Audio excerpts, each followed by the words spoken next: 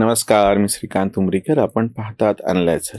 Like करा, share करा, subscribe करा. अनलायझरचं ॲप डाउनलोड करा. सर्वोच्च न्यायालयात शिवसेनेच्या नावाबाबत आणि चिन्हाबाबतचं जो खटला चालू आहे आणि परत एकदा तारीख पे तारीख असं झालं. पुढची तारीख काय ते न सांगता आहे ती सुनावणी अनिश्चित काळासाठी पुढे गेली. सगळ्यांना असं वाटतं की काहीतरी ठरून मोदी, अमित शहा हेच त्या जजला सांगून काहीतरी जमाल गोटा देऊन टाकलेला आहे, जेणेकरून ती तारीख समोर येतच नाही. झालं उलट की यांचे जे वकील आहेत कपिल सिब्बल, त्यांना जेव्हा ह्याच्या संदर्भातलं निवेदन करायचं होतं आणि सलग किती वेळ पाहिजे काय ह्याच्या बाबतीतली ती सगळी चौकशी झाली आणि आपण ती सलग सुनावणी घेऊत आणि असं म्हणून ते पुढे ढकलल्या गेलं. म्हणजे ती ह्यांची पण जबाबदारी आहे. पण आम्हाला जो तुम्हाला मुद्दा तुमच्या समोर ठेवायचा आहे तो थोडासा वेगळा आहे. भाऊंनी पण याच्यावरती व्हिडिओ केलेला आहे, जरूर पहा. सगळ्यात पहिली गोष्ट म्हणजे 2019च्या निवडणुकीमध्ये भाजप आणि शिवसेना यांनी एकत्र निवडणूक लढवली होती. निवडणूक पूर्व युती केलेली होती. निवडणूक पूर्व युती जी होती तिला सर्वसामान्य लोकांनी स्पष्ट बहुमत दिलेलं होतं.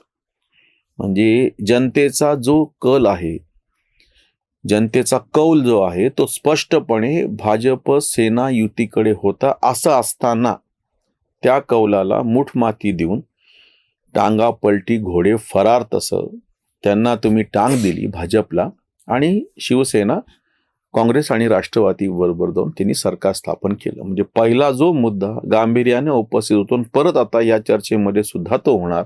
ज्या शिवसेनेला भाजप बरोबर राहण्यासाठी म्हणून सर्वसामान्य जनतेने कौल दिला होता, त्या शिवसेनेने ह्याच कौलाला धोका दिलेला आहे, त्याचा अवमान केलेला आहे.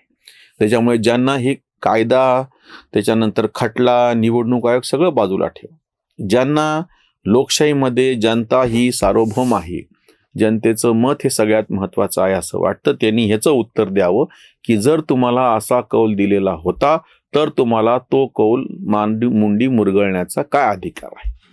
दुसरी गोष्ट, जेव्हा शिवसेनेमध्ये ह्यांच्या म्हणण्याप्रमाणे जी काही फूट पडली त्यावेळेस शिवसेनेचे गटनेते हे एकनाथ शिंदे हेच होते. त्यांच्या पाठीशी शिवसेना संसदीय पक्षाचे बहुतांश आमदार होते. 2/3 वगैरे सोडा, म्हणजे ते तर मी कारण की ते फुटीसाठी मोजतात. एखादा पक्ष हा त्याच्यातला संसदीय गट जो असतो त्याचा गटनेता, त्याचा प्रतोद यांच्याकडे त्या गटाच्या धोरणाच्या बाबतीतले पूर्ण अधिकार आहेत, न की त्या विधिमंडळाच्या संसदेच्या बाहेर बसलेल्या कोणाकडे ते आहे. उद्धव ठाकरे हे पक्षाचे प्रमुख असले तरी शिवसेना गटनेते नव्हते. 2022ला एकनाथ शिंदे 40 आमदार घेऊन गेले, पळून गेले. शिंदे मिंदे 50 खोके एकदम ओके म्हणणाऱ्यांनी याचं उत्तर द्यावं. शिवसेनेचा जो गट विधिमंडळात होता त्याचे नेते एकनाथ शिंदे होते. दुसरी गोष्ट, त्यांच्या पाठीशी त्यांच्या गटाचे बहुतांश आमदार होते. मग असं असताना त्यांनी घेतलेल्या निर्णयावरती तुम्ही आक्षेप कसा घेऊ शकता? कारण की तो त्या गटाने घेतलेला निर्णय आहे. जेव्हा की सर्वसामान्य जनतेने तुम्हाला दिलेला कौल नाकारून, त्याला लाथाडून, त्याचा आव्हान करून तुम्ही काँग्रेस आणि राष्ट्रवादी बरोबर गेलात. शरद पवारांच्या मांडीवर बसून वर्ल्ड बेस्ट सीएम हा खिताब तुम्ही प्रत्यक्षामध्ये पदरामध्ये पाडून घेतला. हा तुमचा मुद्दा झाला, लोकांचा नाही. या सगळ्या ह्याच्यामध्ये कायद्याच्या परिभाषेत ते बसतं की नाही मला माहिती नाही. ते काय जी काही सुनावणी आता शेवटच्या ह्याच्यामध्ये येईल तेव्हा तो मुद्दा येईल. पण एकनाथ शिंदे असं म्हणू शकतात की जो आम्हाला जनतेनं कौल दिलेला आहे त्या कौलाप्रमाणेच आम्ही भाजप बरोबर सरकार स्थापन केले. त्याचं ह्यांच्याकडे तांत्रिकदृष्ट्या किंवा त्याहीपेक्षा नैतिकदृष्ट्या, तांत्रिकदृष्ट्या सुद्धा आहे, नैतिकदृष्ट्या काय उत्तर आहे त्यांचं समर्थन करणार आहे. तिसरा मुद्दा, हे सगळं झाल्याच्या नंतर जे काही महायुतीचं सरकार स्थापन झालं ते सरकार प्रत्यक्ष निवडणुकीद्वारे त्यांनी लोकांकडे जाऊन कौल मागितला. ज्या विधिमंडळातून हे फुटून गेले, ह्यांना अधिकार नाही, पुन्हा तेच शिंदे मिंदे 50 खोके एकदम ओके सगळा आरोप केल्याच्या नंतर सर्वसामान्य लोकांकडे काँग्रेस, त्याच्यानंतर राष्ट्रवादी शरद पवार गट, शिवसेना उद्धव ठाकरे गट, हे सगळ्यांनी एक महाविकास आघाडी जी केलेली होती ती, आणि त्याच्या विरोधामध्ये भारतीय जनता पक्ष शिवसेना आणि राष्ट्रवादी, त्यांची नावं तशीच येतं. म्हणजे मी शिवसेना एकनाथ शिंदे गट असं म्हणणार नाही किंवा राष्ट्रवादी अजित पवार गट असं म्हणणार नाही. भाजप, शिवसेना आणि राष्ट्रवादी, की ज्याचे नेते एकनाथ शिंदे, त्याच्यानंतर अजित पवार आणि तिकडे भाजपचे नेते देवेंद्र फडणवीस होते. हे लोकांच्या समोर गेले आणि लोकांनी त्यांना 2/3 पेक्षा जास्त बहुमताने निवडून दिले. जनतेच्या न्यायालयामध्ये हा निर्णय झालेला. या सगळ्या लिब्रांडोंचे जे लाडके आहेत ना, आम आदमी पक्षाचे नेते अरविंद केजरीवाल यांनी घोषणा केली होती दिल्लीतल्या लोकसभा निवडणुकीच्या वेळेस 7 जागा, म्हणजे ह्यांच्या 4 आणि 3 काँग्रेसच्या एकत्र लढवत असताना, जर जनतेने आम्हाला कौल दिला तर मला काय तुरुंगात जावं लागणार नाही. पण प्रत्यक्षात जनतेनं उलटा कौल दिला. 7 पैकी एकही जागा आम आदमी पक्ष किंवा काँग्रेसला जिंकता नाही आली. मग जनतेने दिलेला कौल आहे, मग तुम्ही मान्य करणार की नाही? आता सुद्धा हे जे तारीख पे तारीख जे सगळं ड्रामा चाललेला आहे, त्यांनी ह्याचं उत्तर द्यावं की तुम्ही स्वतः जनतेच्या समोर गेलेले होता ना.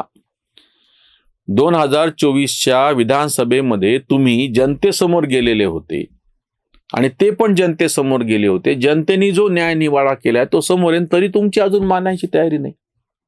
अडचण इथे आहे. माझं म्हणणं आहे की जुन्या काळची तुम्हाला मी गोष्ट सांगतो. ज्या शेतकरी संघटनेचा आम्ही बिल्ला लावतो, त्या शेतकरी संघटनेने स्वतंत्र भारत पक्ष नावाचा एक पक्ष स्थापन केला होता. जनता दलाबरोबर युती केली होती. तथाकथित सगळं पुरोगामी राजकारण खेळून झालं होतं. तेव्हा हे त्याचे विरोधक असलेले काय म्हणायचे की तुम्ही किती आंदोलन करावं, प्रत्यक्षामध्ये जनता तुम्हाला मत कुठे देते. ही गोष्ट खरी होती. फक्त 5 आमदार आमचे निवडून आले होते शेतकरी संघटनेचे 1990ला. 1995ला 2च आमदार निवडून आले. आमचे स्वतः प्रत्यक्ष नेते असलेले शरद जोशी न कधी लोकसभेला जिंकून आले, न कधी विधानसभेला जिंकून आले. मग तेव्हा हे लोक काय म्हणायचे, तुम्हाला जनतेने कौल दिलेला नाही. मान्य.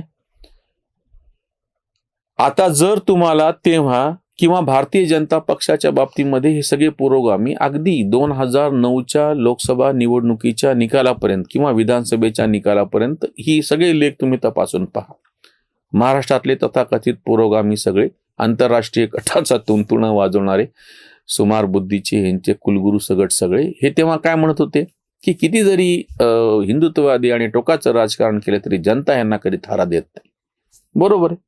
2009च्या लोकसभा आणि महाराष्ट्रातल्या विधानसभा निवडणुकीपर्यंत भारतीय जनता पक्षाला कधी न केंद्रात स्पष्ट बहुमत मिळालं होतं, न महाराष्ट्रामध्ये कधी त्यांना जास्त जागा मिळाल्या नव्हत्या. ठीक आहे. 2014च्या लोकसभेमध्ये स्वतःच्या जीवावरती बहुमत भाजपने मिळवलं. 2019च्या लोकसभामध्ये स्वतःच्या जीवावर बहुमत मिळवलं. 2014, 19 आणि 24 सलग 3 निवडणुका महाराष्ट्रात विधानसभेमध्ये भाजप हा एकमेव पक्ष आहे की ज्यानं 100 पेक्षा जास्त जागा जिंकल्या. 2014ला तरी इंडिपेंडेंटली स्वतंत्र लढले होते. पण 19 आणि 24 दोन्ही वेळा ज्या युतीमध्ये भाजप स्वतः होता त्याला स्पष्ट बहुमत जनतेनं दिलेलं. निवडणूक पूर्व युती. 2019ची महायुती होती ती स्वतः शिवसेनेबरोबर भाजप शिवसेना युती आणि नंतरची शिवसेना राष्ट्रवादी आणि भाजप युती. मग तुम्ही आता काय म्हणणार? लोकांनी मतदान दिलं म्हणून काय झालं प्रत्यक्षामध्ये की ह्यांनी ते सगळं मॅनेज केलेलं.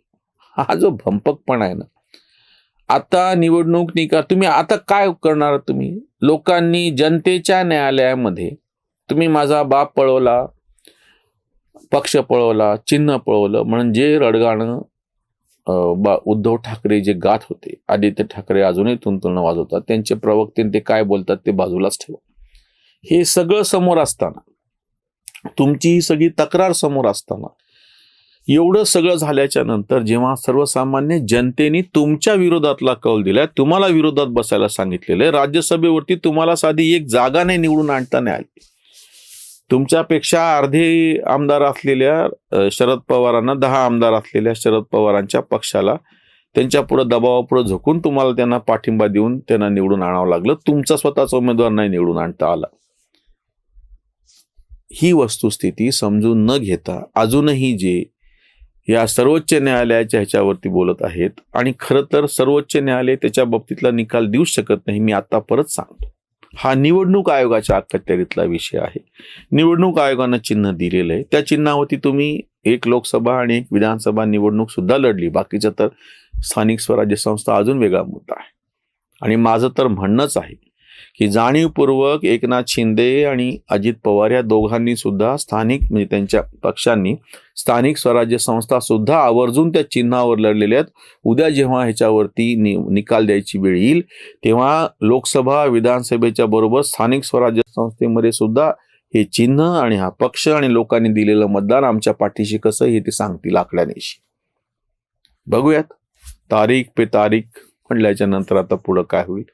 यांची मात्र सगळी मती बारीक होऊन बसलेली आहे. तारीख पे तारीख चालूच आहे. इथेच थांबूयात. धन्यवाद. धर्मजागृतीचा विधायक बुरुज